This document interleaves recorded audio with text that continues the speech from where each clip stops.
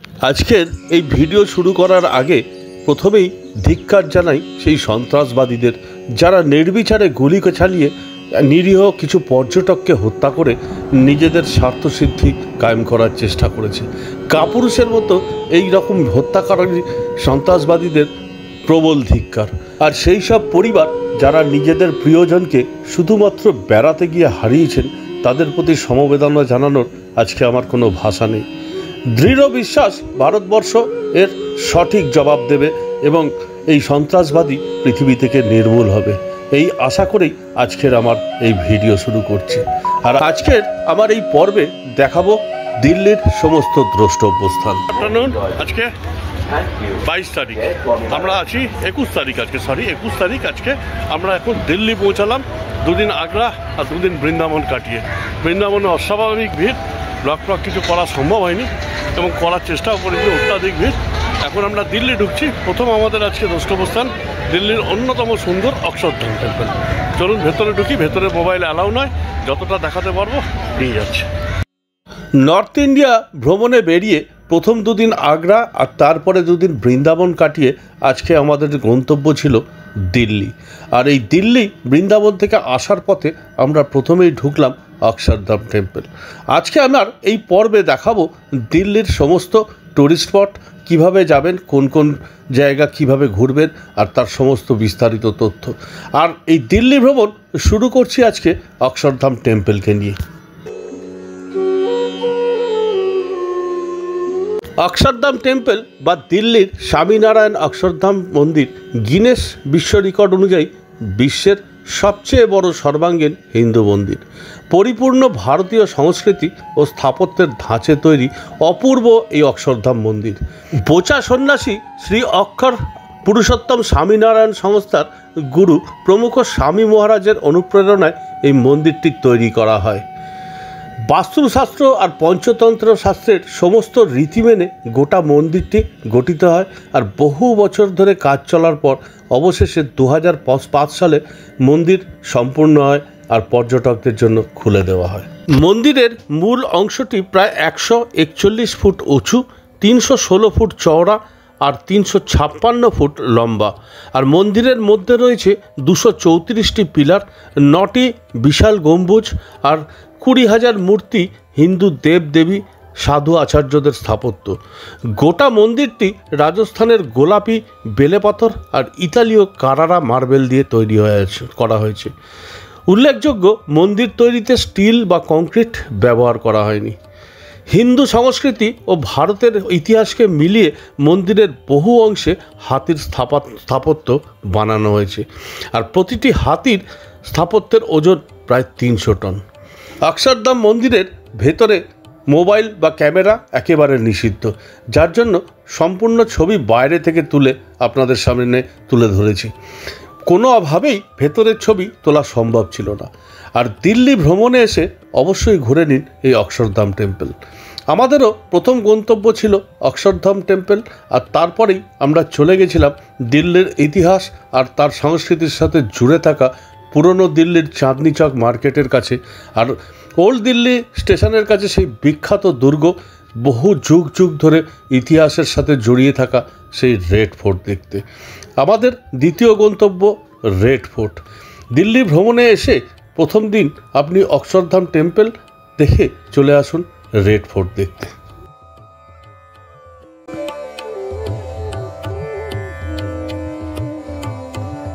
এই মুহূর্তে আমরা দাঁড়িয়ে আছি দিল্লির সেই রেড ফোর্টের সামনে, দিল্লির মূল আকর্ষণ কেন্দ্র। সেই রেড ফোর্ট, আর এই ফ্ল্যাগ উঠছে ইন্ডিয়ান ফ্ল্যাগ, যেখানে 15 আগস্ট আমাদের দেশের প্রাইম মিনিস্টার এখানে স্পিচ দেয়, ছবি তুলে এখান থেকেই পুরো ইন্ডিয়ার দেশবাসীকে বার্তা দেন। সেই হচ্ছে লাল কেল্লার সেই জায়গা। ভেতরে ঢুকবো, হিস্ট্রিটা বলবো, দেখতে থাকবো। 1638 খ্রিস্টাব্দে সম্রাট শাহজাহান এই সুবৃহৎ কেল্লাটির নির্মাণ কার্য শুরু করেন, আর নির্মাণ কার্য শেষ হয় 1848 সালে। প্রথম দিকে এই দুর্গের নাম ছিল কিলা-ই মুবারক, মানে আশীর্বাদ ধন্য দুর্গ। কারণ এই দুর্গে সম্রাটের পরিবারবর্গ বাস করতেন, আর দুর্গটি যমুনা নদীর তীরে অবস্থিত। আর এই নদীর জলেই পুষ্ট হতো দুর্গকে ঘিরে থাকা পরিখাগুলো। লালকেল্লার পরিকল্পনা ও সাজসজ্জা শাহজাহানের শাসনকালে মুঘল স্থাপত্য ও চিত্রকলা উৎকর্ষের এক গুরুত্বপূর্ণ নিদর্শন। প্রকৃতপক্ষে লালকেল্লা ছিল দিল্লি ক্ষেত্রের সপ্তম নগরী তথা শাহজাহানের নতুন রাজধানী শাহজাহানাবাদের রাজপ্রাসাদ। লালকেল্লায় বসবাসকারী শেষ মুঘল সম্রাট ছিলেন দ্বিতীয় বাহাদুর শাহ জাফর। 1857 সালের মহাবিদ্রোহের ব্যর্থতার পর 17 সেপ্টেম্বর দ্বিতীয় বাহাদুর শাহ জাফর লালকেল্লা পরিত্যাগ করেন, আর পরে তিনি ব্রিটিশ বন্দী হিসেবে এই দুর্গেই ফিরে আসেন। এখানেই 1858 সালের 27 জানুয়ারি তার বিচার শুরু হয় এবং 7ই অক্টোবর তাকে নির্বাসন দণ্ড দেওয়া হয়। এরপর থেকে লালকেল্লার কর্তৃত্ব ব্রিটিশ ভারতীয় সেনাবাহিনীর হাতে চলে যায়। তারা এটিকে একটি ক্যান্টনমেন্ট হিসেবে ব্যবহার করত। আর 1945 সালে আজাদ হিন্দ ফৌজের পরাজয়ের পর লালকেল্লাতেই যুদ্ধবন্দীদের বিচার হয়। স্বাধীনতার পর থেকে 2003 সাল পর্যন্ত এই কেল্লাটি ছিল ভারতীয় সেনাবাহিনীর নিয়ন্ত্রণাধীন।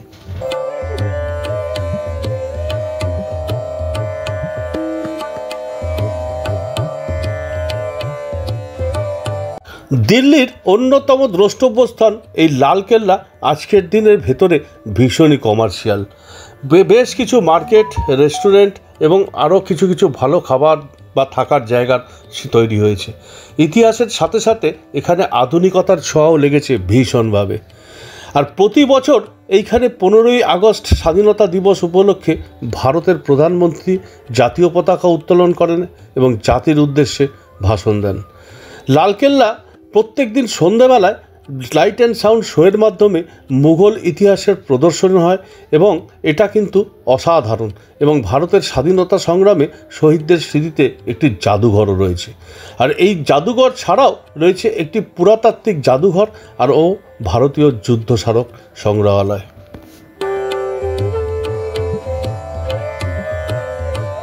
ওল্ড দিল্লি স্টেশনের খুব কাছেই আর চাঁদনি চক মার্কেটের খুব কাছেই এই লালকেল্লা এন্ট্রি ফিস 50 টাকা। আর গাইড আপনি এখানে অ্যাভেলেবেল। গাইড চার্জ নেয় শনি রবি ছাড়া 250 টাকা, শনি রবি 500 টাকা এবং বেশ ভিড় হয় শনি রবির বিকেলবেলা। লালকেল্লার ভেতরেই আপনি দেখে নিতে পারবেন ইতিহাসের সাথে যুক্ত থাকা সেই দেওয়ানিয়াম, দেওয়ানি খাস, নাহরি বেহিস্ত, জেনানা, মতি মসজিদ ও হায়াত বক্সবাগ। ভীষণ সুন্দর ইতিহাসের সাথে জড়িয়ে থাকা এই জায়গাগুলো দেখতে মন ভরে যাবে। বিকেলবেলার দিকে এই লালকেল্লা ভ্রমণ কিন্তু দুর্দান্ত। বেশ কিছুক্ষণ সময় কাটিয়ে দিতে পারবেন এই লালকেল্লার ভেতরে। আর যদি ইচ্ছে থাকে দেখে নিতে পারেন সন্ধেবেলার লাইট অ্যান্ড সাউন্ড। অনলাইনে বুকিং করা যায় এবং 250 টাকা পার হেড টিকিট। আমি পুরো তথ্য ডেসক্রিপশান বক্সে দিয়ে দেবো এবং অন স্ক্রিনও লিখে দেবো। দেখে নিন এই লালকেল্লার এই লাইট অ্যান্ড সাউন্ড যখন আপনি দিল্লি ভ্রমণে আসবেন। আর দিল্লির এই পুরানো কেল্লা বা রেড ফোর্টের ইতিহাস অসাধারণ। তাই লালকেল্লা আমাদের ছিল দ্বিতীয় গন্তব্যস্থান। আর দিল্লি বেড়াতে এলে অবশ্যই এই লালকেল্লা ঘুরে নিন। রেড ফোর্টের ভেতরে প্রথমে দেখে নিন দেওয়ানিয়াম, যেখানে ঝরকা নামে একটি অলঙ্কৃত সিংহাসনে বসে সম্রাট জনসাধারণকে দর্শন দিতেন। আর বিরাট স্তম্ভগুলোয় সোনার চিত্রিত ছিল।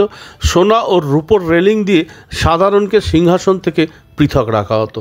আর তারপরেই ছিল দেওয়ানি খাস, পুরো শ্বেত পাথরে মোড়া একটি কক্ষ আর স্তম্ভগুলো পুষ্পচিত্রে সজ্জিত। ভিতরের অলঙ্করণের কাজে ব্যবহৃত হয়েছিল প্রায় মহামূল্যবান ধাতুসমূহ।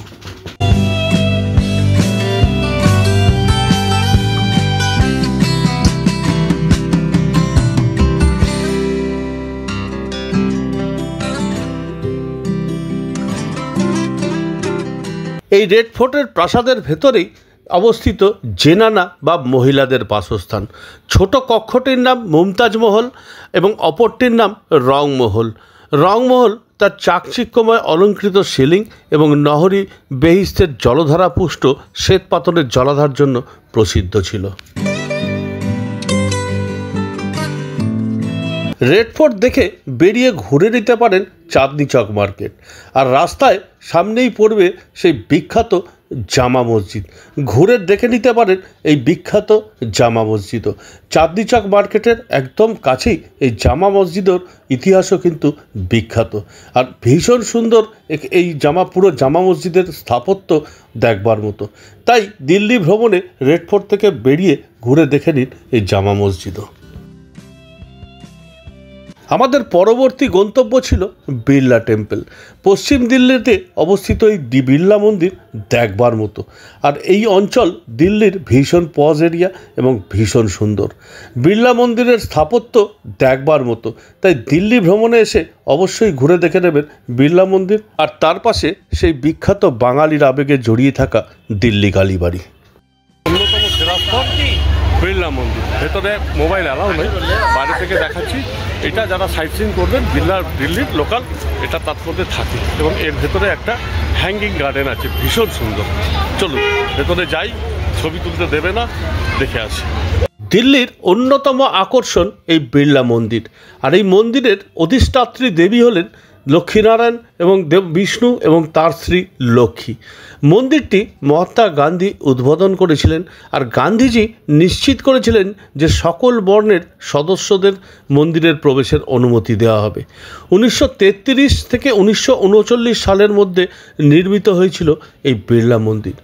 শিব, গণেশ, হনুমান এবং বুদ্ধের উদ্দেশ্যে নিবেদিত ছোট ছোট মন্দিরও রয়েছে।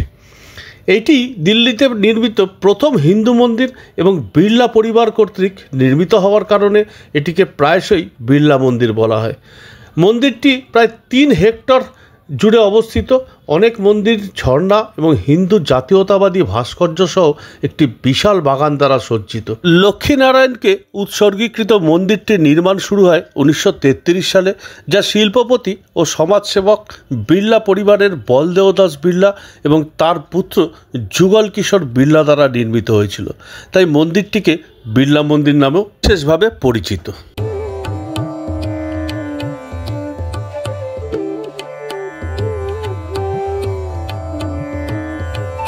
দিল্লি ভ্রমণে এসে অবশ্যই ঘুরে দেখে নিন এই বিড়লা মন্দির। আর বিড়লা মন্দির দেখে ওই একই ফুটপাথ ধরে কিছুটা এগিয়ে গেলেই ডান দিকে পড়বে সেই বাঙালির আবেগের সাথে জড়িয়ে থাকা দিল্লি কালীবাড়ি। দিল্লির বিড়লা মন্দির থেকে একটু এগোলেই পড়বে বুদ্ধ মন্দির, আর সেটা ক্রস করেই এই নিউ দিল্লি কালীবাড়ি, যেটা বাঙালির আবেগ জড়িয়ে। আমিও আগে 2-3 বার থেকে গেছি। অসাধারণ একটা অ্যাটমসফিয়ার। বাঙালির পিওর রাড্ডা, কলকাতার জিনিস, এখানে বাড্ডা পাওয়া যায় এই দিল্লি কালীবাড়ি মন্দিরে। এই দিল্লি কালীবাড়ি কিন্তু বাঙালির প্রিয় জায়গা, আবেগের জায়গা। আর এখানে আমি আগেও থেকে গেছি, ভেতরটা দেখাবো। ভীষণ সুন্দর পরিবেশ, অসম্ভব ভালো লাগে। যদি 3 দিন করে থাকতে অ্যালাউ করে, অনলাইন বুকিং হয়, এখান থেকেও বুকিং করা যায়। একাধবার থাকতে খারাপ লাগে না, বেশ ভালো লাগে। চলুন দিল্লি কালীবাড়ি, দিল্লির সেকেন্ড আমাদের গন্তব্যস্থান এবং অন্যতম সেরা স্থান।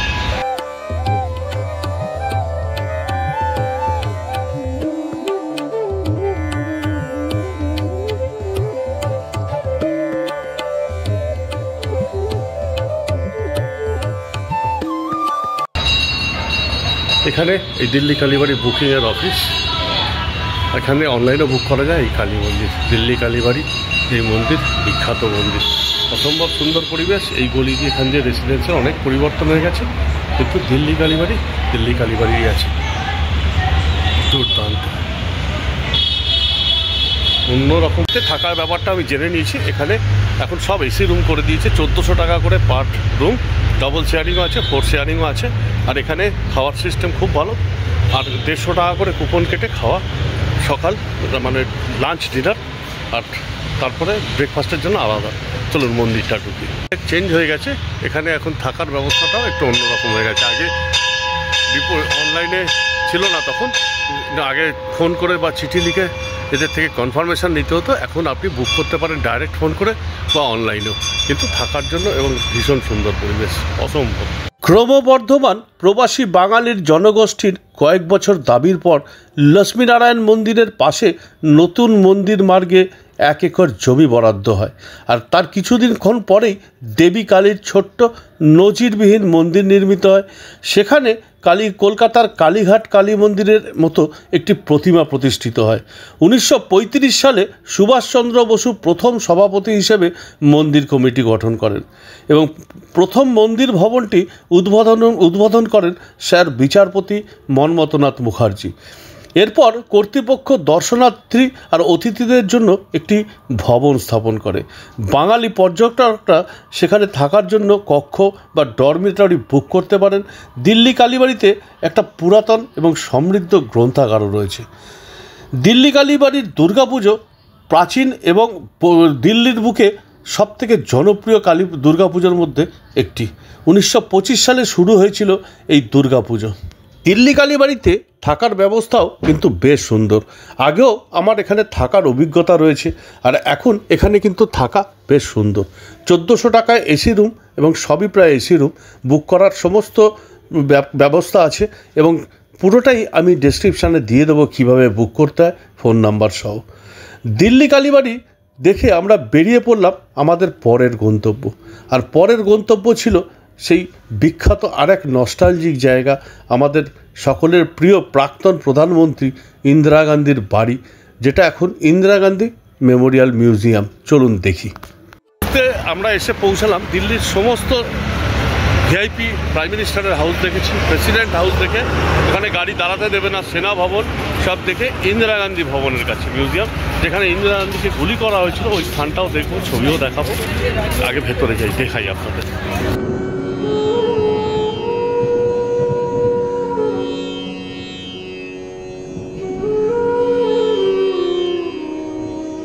বিউটিফুল। এটাই সেই ইন্দিরা গান্ধীর বাড়ি যেখানে 84 সালে ওনাকে গুলি করেছিলেন, সেই জায়গাটা যাব। উত্তম, এখন একটা মিউজিয়াম বানিয়ে দিয়েছে সফদরজং রোডের। এটাই এই প্রাইম মিনিস্টার হাউস ছিল ইন্দিরা গান্ধী। এখানে ইন্দিরা গান্ধী থাকতেন এবং এখানেই ওনাকে গুলি করা হয়েছিল। বিউটিফুল জায়গা, বিউটিফুল। দেখাচ্ছি চলুন। ও বিউটিফুল, এই মানে নস্টালজিক ব্যাপার। ইন্দিরা গান্ধী যেখানে ছিলেন সেই জায়গায় আমরা ঢুকছি এখন। বিউটিফুল একটা পরিবেশ, একটা অন্যরকম ফিলিংস, দুর্দান্ত। দিল্লি কালীবাড়ি দেখে আমাদের পরবর্তী গন্তব্য ছিল ইন্দিরা গান্ধীর বাসভবন, যেটা বর্তমানে ইন্দিরা গান্ধী মেমোরিয়াল মিউজিয়াম নামে পরিচালিত। এবং এখানকার ভেতরে ঢুকলে নস্টালজিক হতে আপনি বাধ্য। ভেতরে সারা দেয়াল জুড়ে তার ছবি এবং পেপার কাটিং। আর এখানেই দেখা গেল সেই মৃত্যুর দিনে পরে থাকা তার শেষ শাড়ি।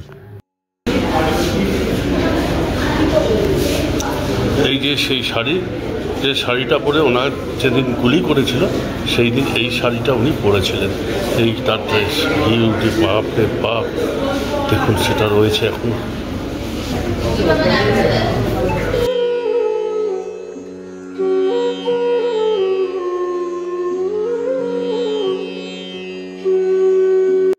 এখানে সব পেপার কাটিং আছে, তার মধ্যে আনন্দবাজার পত্রিকারটাও আছে।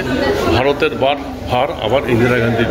এটার ডেট হচ্ছে 1980 সালের 9 জানুয়ারি। এই দেখুন সমস্ত পেপারস কাটিংগুলো রয়েছে। Beautiful, beautiful.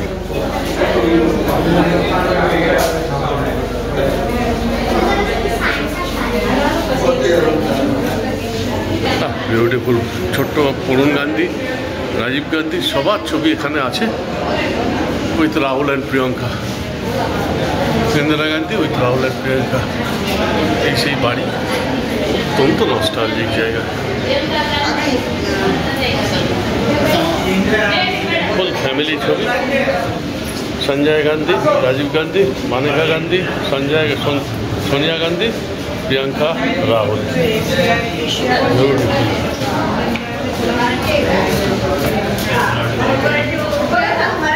1967 সাল থেকে 1984 সাল অবধি 3 বারের প্রধানমন্ত্রী ইন্দিরা গান্ধীর এই বাসভবন দেখবার মতো।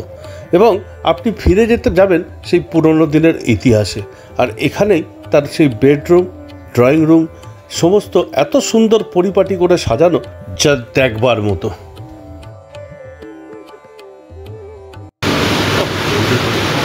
এখানে যে সমস্ত ফটো, এগুলো রাজীব গান্ধীর নিজের হাতে তোলা ফটো। এই মিউজিয়ামের এই অংশটা পুরো রাজীব গান্ধীর সময়কার। রাজীব গান্ধী নিজে এইখানে থেকে এই পোর্শনটায় থাকতেন, পড়াশোনা করে এখান থেকে পাইলট হয়েছে এবং এখানে এই অংশটা তারই জায়গা ছিল। এই যে রাহুল গান্ধী, রাজীব গান্ধীর কুর্তা পাঞ্জাবি এবং কম্পিউটার সব এইখানে এই ক্লাস।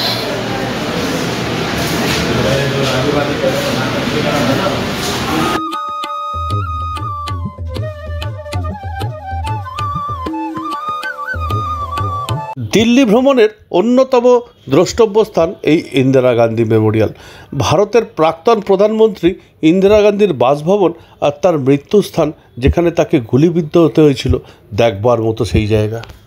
অংশটা দেখবার মতো, এটা ইন্দিরা গান্ধীর ডাইনিং রুম।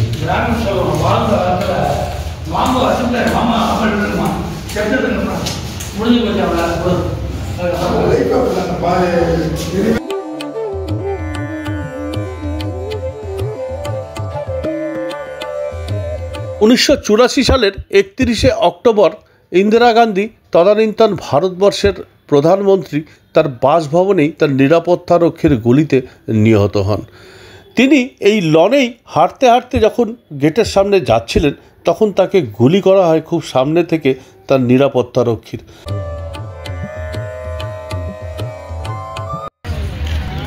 ঠিক এই যে জায়গাটা দেখা যাচ্ছে, এই জায়গাটা দিয়ে হাঁটার সময় ওনাকে গুলি করেছিল। ওখানে ব্লাড কিছুটা রাখা, মানে ওটাকে কাঁচ দিয়ে রাখা আছে, এই সেই প্লেস।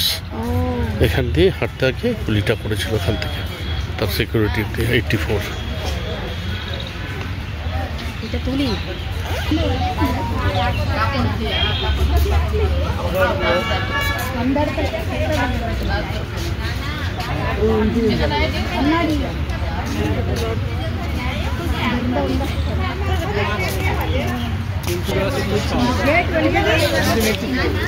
ঠিক এই জায়গাটা, এখানে ওনাকে গুলি করা হয়েছিল।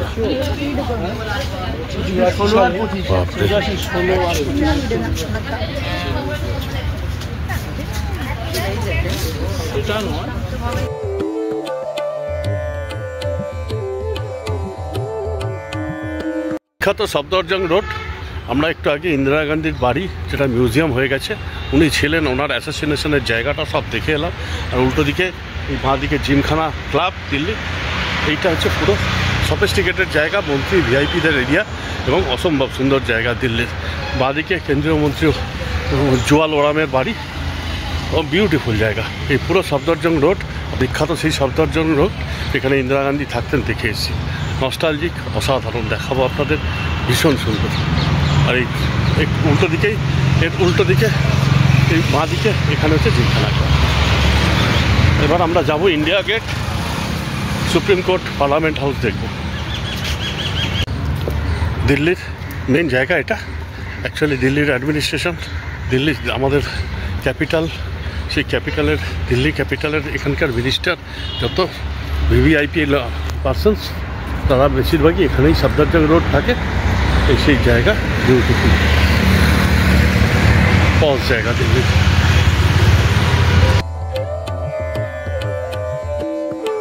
ইন্দিরা গান্ধীর বাসভবন দেখে আমরা চললাম আমাদের পরবর্তী গন্তব্যস্থান কুতুব মিনারের দিকে।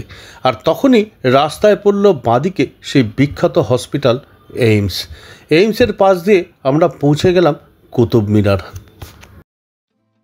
দিল্লির অন্যতম শ্রেষ্ঠ দ্রষ্টব্য স্থান কুতুব মিনারে। এখন এই তার টিকিট কাউন্টার লাইন, এখান থেকে অনলাইনও কাটতে পারবেন। এই লাইন থেকে 40 টাকা করে এন্ট্রি ফিজ আছে, বিলো 15, টিকিট লাগে না।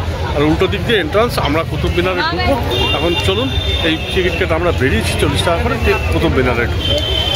টিকিট কেটে এই গেট দিয়ে কুতুব মিনারের এন্ট্রি পয়েন্ট, ভেতরে ঢুকে আমি এই কুতুব মিনারের ইতিহাস আপনাদের তুলে ধরছি।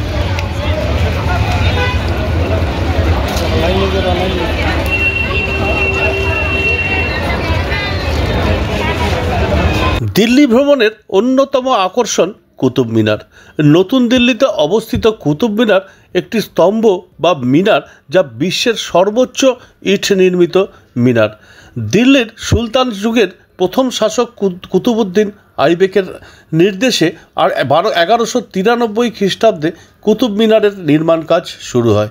আর 1386 খ্রিস্টাব্দে মিনারের উপরের তলাগুলির কাজ সম্পূর্ণ করেন ফিরোজ শাহ তুগলক। কুতুব মিনার ইন্দো ইসলামী স্থাপত্যের এক গুরুত্বপূর্ণ এবং অন্যতম প্রাচীন নিদর্শন।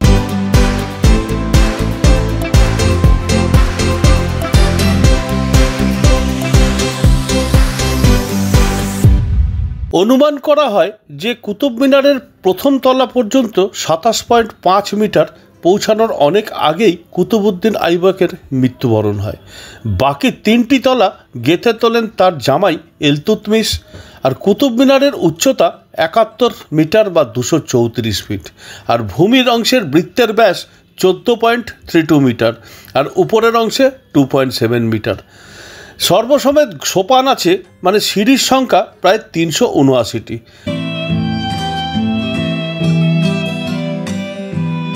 দিল্লি ভ্রমণের জন্য হাতে 2 দিন সময় রাখুন আর 2 দিনে ঘুরে দেখে নিন দিল্লির সমস্ত দ্রষ্টব্য স্থান।